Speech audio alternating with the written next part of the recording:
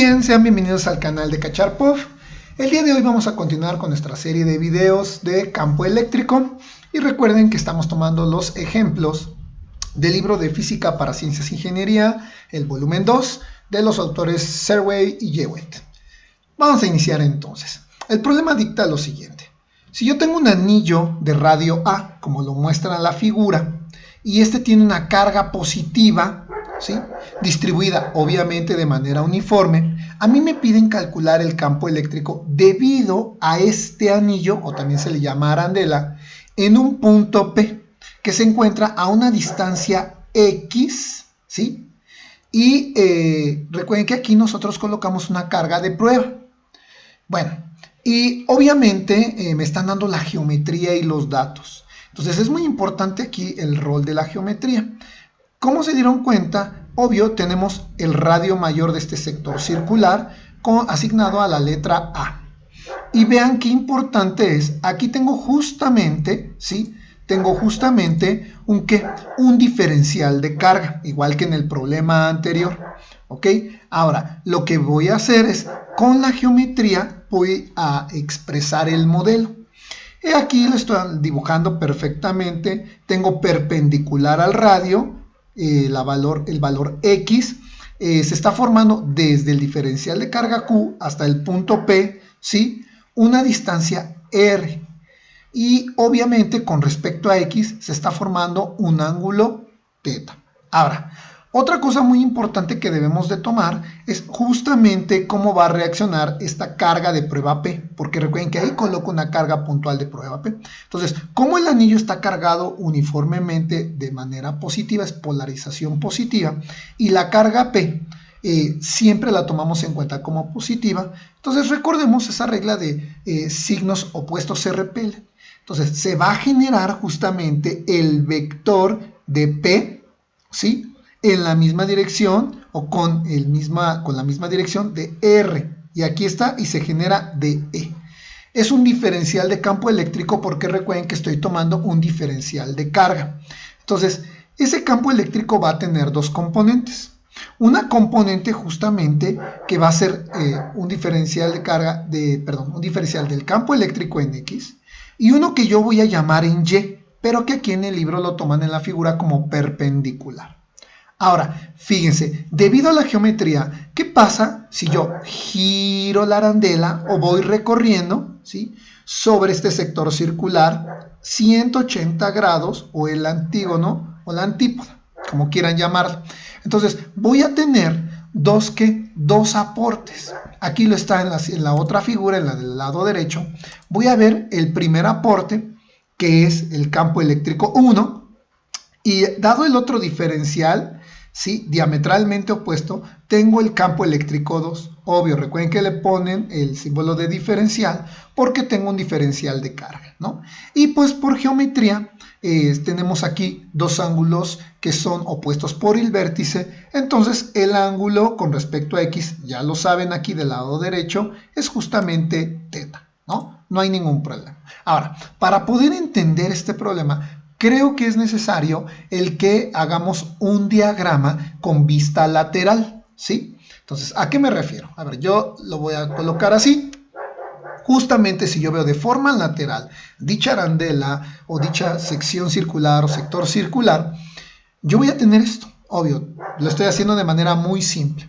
Entonces, aquí la geometría, insisto, juega un rol muy importante. Aquí, como se habrán dado cuenta, se está generando un triángulo rectángulo, cuya hipotenusa es el valor de R.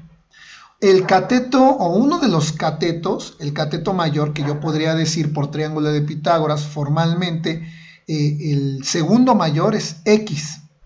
Y el más pequeño sería el que está apoyado en Y, que justamente es el radio del sector circular o de la arandela, que es A, ¿vale? Pero bueno, ¿qué otra cosa debemos de tomar en cuenta para poder estudiar este problema?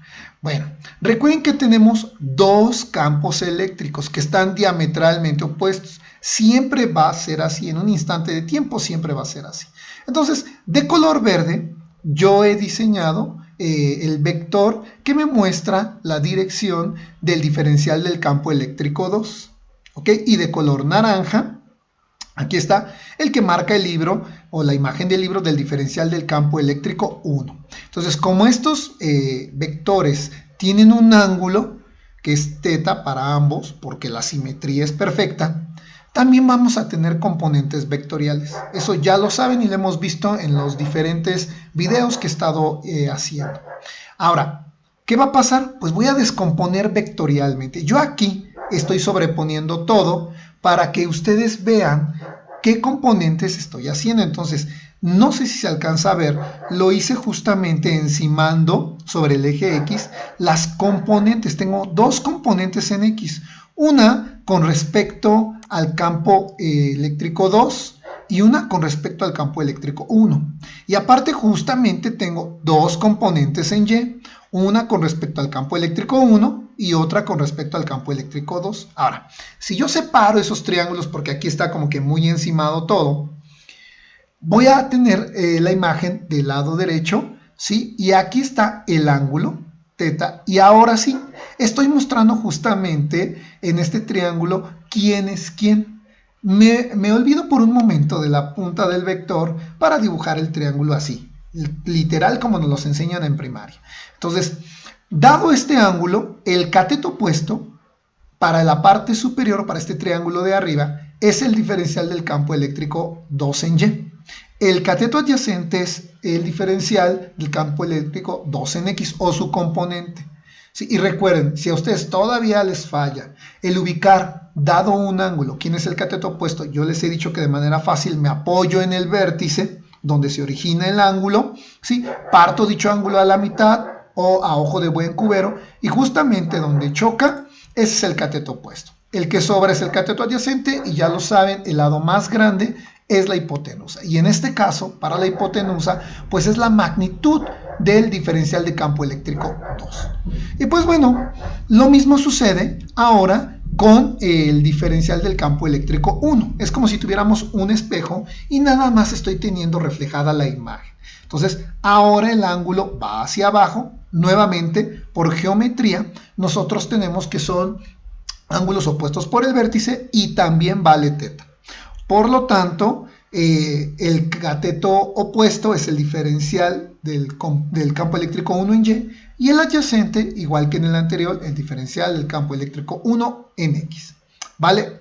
La hipotenusa, la intensidad del campo eléctrico 1. Entonces, si se dan cuenta, aquí en esta figura, aquí justamente en el diagrama, las componentes de E1 en Y es positivo y la componente de E2 en Y es negativo. Por lo tanto, como el campo eléctrico es constante, la carga es uniforme, deben de tener el mismo valor. Y entonces, al ser de signo contrario, se van a cancelar. Y resulta ser entonces que las únicas componentes que a mí me importan son las que se encuentran sobre X. Y como tienen la misma geometría, con que encuentre una de ellas, encuentro absolutamente todo. Entonces, ya planteada la geometría, ¿qué voy a hacer? Y pongan mucha atención, dense palmaditas en la mejilla para que se despierten y abran bien los ojos. A ver, vamos a empezar por calcular las componentes del diferencial del campo eléctrico 1 en y 2 en Y al mismo tiempo.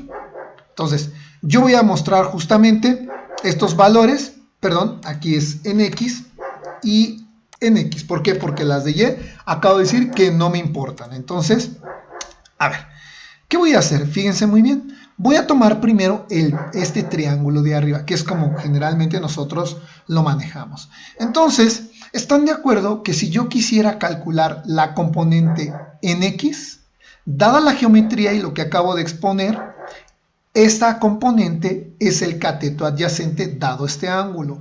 Y si es el cateto adyacente, ya en videos anteriores hemos visto que la manera de encontrarla es multiplicando la magnitud del vector, que es el diferencial del campo eléctrico 1, por el coseno del ángulo. Listo. Y entonces E2 en X es lo mismo, nada más que cambie la intensidad del campo eléctrico 2, que va a valer lo mismo. Pero aquí las estoy colocando ambas. Ahora, ¿qué sigue? Bueno, otra vez, dada la geometría, pero ahora voy a tomar el triángulo mayor.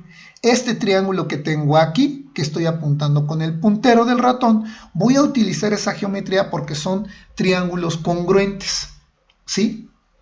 Vale, entonces, a ver, dada esa geometría, si yo con ese triángulo quiero calcular el coseno del ángulo, recuerden que aquí está teta, pues dado es ese ángulo, el cateto adyacente es X y la hipotenusa es R. Entonces recuerden que el coseno está definido trigonométricamente hablando como el cateto adyacente entre la hipotenusa.